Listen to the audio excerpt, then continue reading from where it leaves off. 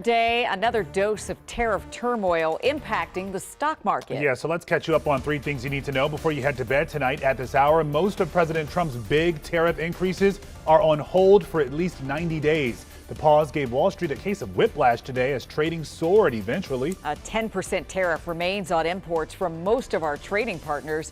President Trump says about 70 countries have reached out to negotiate so far. And China is not one of them. It raised tariffs on the U.S., so the president pushed back with tariffs at 125%.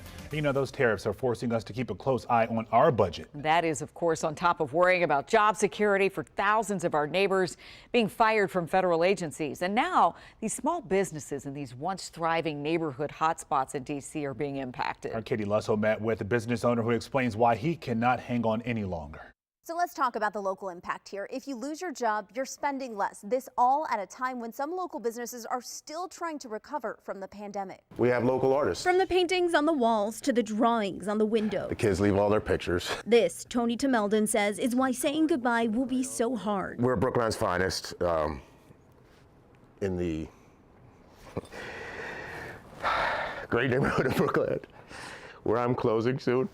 Sorry. It's okay.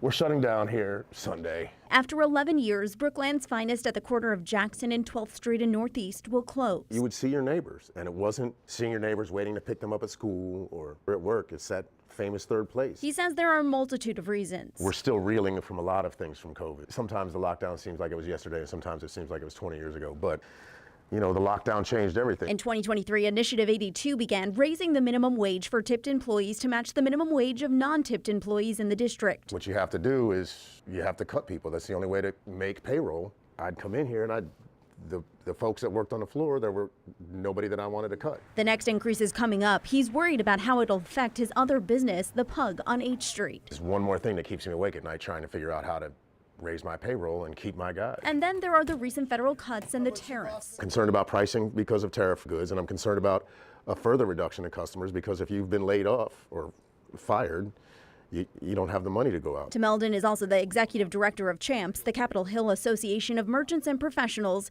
He says many small business owners are concerned about the future. It just has these seismic ripples all the way down. You know, it's DC, so they don't really ever think about what's going to happen to us anyway, but here we are. I see you looking around. What's going through your mind as you're looking around?